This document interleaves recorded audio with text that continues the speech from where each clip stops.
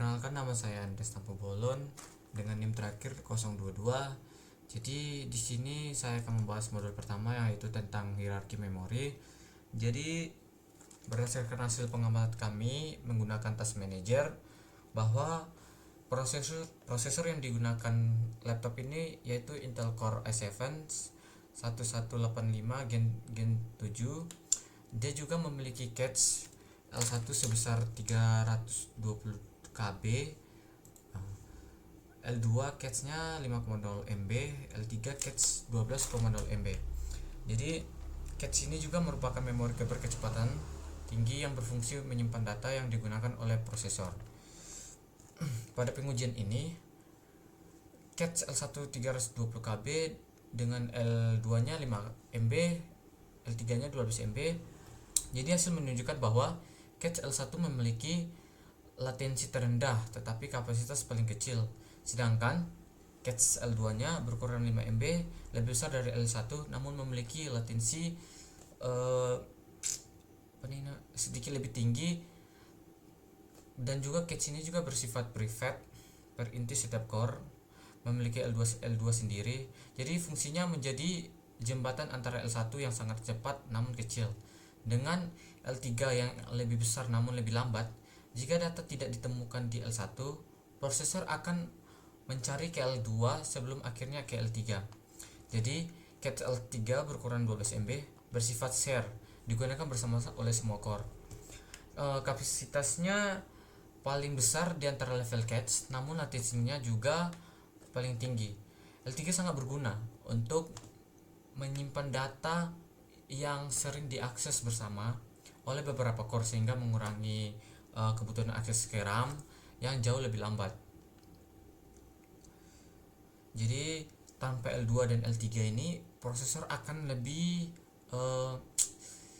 sering langsung mengakses RAM saat L1 miss. Jadi kayak miss itu kayak tidak terdeteksi. Jadi yang menyebabkan penurunan performa ini sebenarnya signifikan dari karena latensi RAM bisa 50 sampai 200 kali lebih lambat dibanding L1. Dengan adanya L2 dan L3 ini, tingkat cache miskin RAM dapat ditekan secara drastis. Dari spesifik di atas, ukuran L3 12 MB tergolong besar untuk prosesor mobile, sehingga membantu juga dalam beban kerja multitasking dan aplikasi yang membutuhkan berbagai data antar core.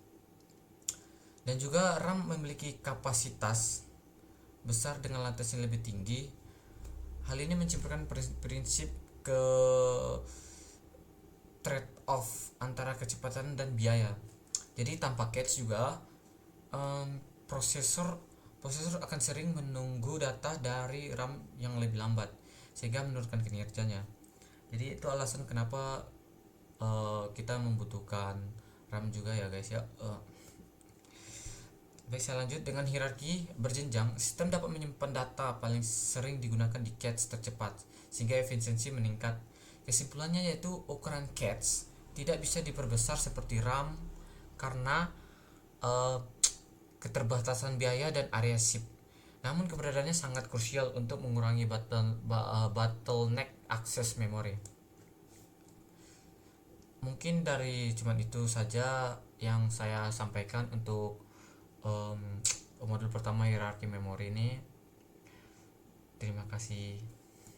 Baik, di sini saya akan melanjutkan modul kedua tentang sistem I/O dengan sistem bus. Jadi di modul kedua ini, dari hasil pengamatan kami dari Crystal Disinfo, dari untuk sequential rate-nya itu 3370,67, sedangkan write-nya 2328, sedangkan random rate-nya 633,95 MB dengan write 516,78. Jadi sequential rate ini bisa dibilang adalah kecepatan baca data yang tersimpan secara berurutan dalam blok kontinu, sehingga nilai ini sangat tinggi karena SSD NVMe-nya memanfaatkan jalur PCIe 3.0 kali 4-nya. Jadi dia juga menyediakan bandwidth hingga 43 per second per jalur itu. Sedangkan operasi sekuensial umumnya terjadi saat menyalin file besar kayak seperti video, iOS, backup gitu, atau loading game dengan aset besar.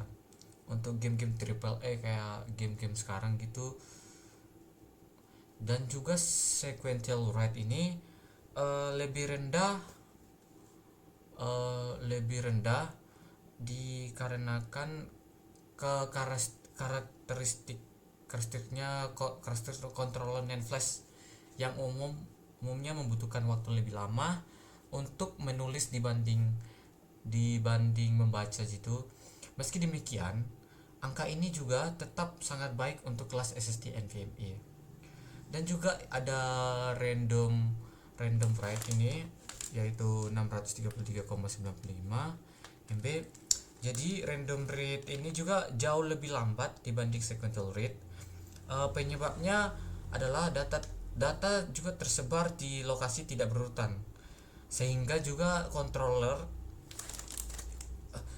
harus melakukan pencarian alamat address translation. Bisa dibilang untuk bahasa Inggrisnya membaca tabel FTL, yaitu flash translation layer. Jadi lalu mengakses beberapa lokasi yang berbeda. Proses ini juga menambah latensi secara signifikan. Dan juga untuk perbedaan dari random write-nya yang sebesar 516,78 MB ini lebih tinggi dari random read. Hal ini dapat terjadi karena adanya cache di RAM pada SSD atau algoritma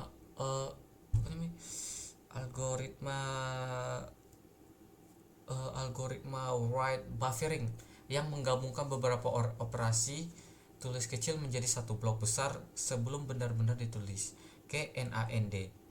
Namun secara umum random I/O tetap lebih lambat dari sequential I/O pada semua media penyimpanan. Jadi berdasarkan Crystal Disk Info ini, random I/O lebih lambat dibanding sequential I/O karena data tidak tersusun secara berurutan, sehingga kontroler SSD harus mengakses banyak lokasi penyimpanan yang berbeda. Berdasarkan hasil benchmark juga, SSD telah memanfaatkan antarmuka PCIe 3.0 kali 4-nya dengan sangat baik. Kecepatan baca yang mencapai lebih dari 3000 MB atau MB per second ini menunjukkan bahwa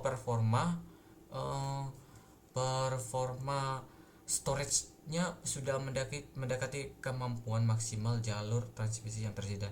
Jadi bisa dibilang NVMe ini bisa dipakai jika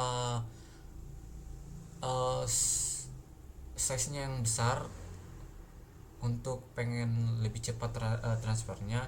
Jadi biasanya digunakan dari NVMe. Mungkin dari saya pembahasan dari modul kedua ini sistem I/O dengan sistem bus ini, mungkin itu saja yang saya bisa sampaikan. Terima kasih. Baiklah, selamat siang untuk Bapak dosen kami. Di sini saya Karamelia Gata Saragi dengan NIM belakang 004. Di sini saya akan melanjutkan modul ketiga, yaitu Beeline. Nah, berdasarkan hasil benchmarking menggunakan aplikasi 7-zip processor Intel Core i7 1185Z7 pada laptop yang digunakan memperoleh nilai total rating sebesar 32.575 GIPS. Lalu, apa yang dimaksud dengan GIPS? GIPS merupakan singkatan dari Giga Instruction per Second, yaitu satuan yang digunakan untuk menunjukkan berapa banyak instruksi yang dapat diperoleh oleh prosesor dalam 1 detik. Pada pengujian ini, prosesor mampu memproses sekitar 32,5 miliar instruksi per detik, yang menunjukkan performa pemrosesan yang sangat baik. Tingginya nilai GIPS ini tidak hanya diperoleh oleh kecepatan clock, Namun, prosesor ini tetapi juga oleh teknologi yang digunakan di dalamnya. Salah satunya adalah pipeline. Nah, untuk konsep dari pipeline ini dapat dianalogikan seperti jalur perakitan di sebuah pabrik. Jika tanpa pipeline, setiap instruksi harus diselesaikan terlebih dahulu sebelum instruksi berikutnya diproses. Namun dengan pipeline, beberapa tahapan instruksi dapat dikerjakan secara bersamaan sehingga proses kerja menjadi lebih efisien dan jumlah instruksi yang dapat diselesaikan per detik meningkat.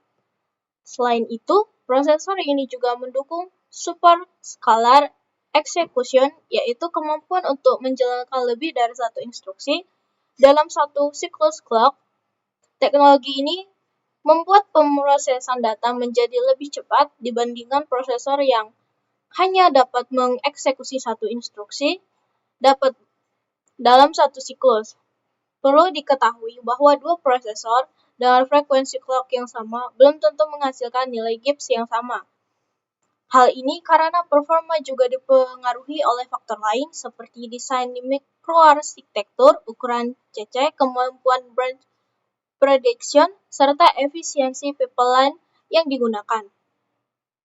Nah, berdasarkan hasil pengujian yang telah dilakukan, dapat disimpulkan bahwa teknologi pipeline berperan penting dalam meningkatkan efisiensi pemrosesan instruksi.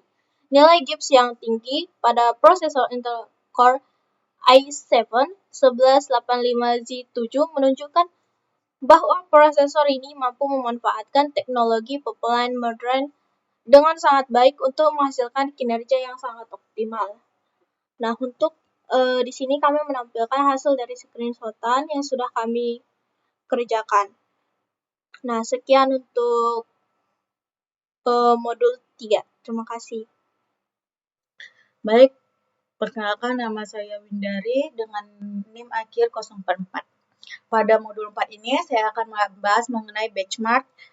Sebagai pembuka, terdapat pertanyaan yang cukup sering muncul, yaitu apakah semakin banyak inti pada prosesor akan membuat kinerjanya meningkat secara sempurna atau berlipat ganda? Berdasarkan hasil pengamatan menggunakan Task Manager, Prosesor Intel Core i7 pada laptop yang kami gunakan memiliki 4 inti physical core, dan 8 logical processor atau thread. Lalu mengapa jumlah thread dapat mencapai 8 padahal terdapat 4 core fisik? Hal ini karena prosesor tersebut mendukung teknologi hyper-threading dari Intel. Teknologi ini memungkinkan setiap inti fisik menjalankan 2 thread secara bersamaan. Dengan demikian, satu inti dapat menangani lebih banyak pekerjaan dalam waktu yang sama sehingga kemampuan multitasking dan efisiensi pemrosesan akan menjadi lebih baik. Namun perlu dipahami bahwa penambahan jumlah inti tidak selalu menghasilkan peningkatan kinerja yang berbanding lurus. Meskipun pembagian pekerjaan beberapa inti dapat mencapai proses penyelesaian dibandingkan hanya menggunakan satu inti, peningkatan performa tidak akan mencapai kelipatan yang sempurna. Sebagai contoh, prosesor dengan 4 core tidak akan menghasilkan performa multitask core yang dapat 4 kali lebih tinggi dibandingkan performa single core. Karena masih terdapat berbagai faktor yang mengharusi kinerja seperti sinkronisasi antar thread, overhead system, dan berbagai pemrograman yang tidak dapat diproses secara paralel. Sekian, terima kasih.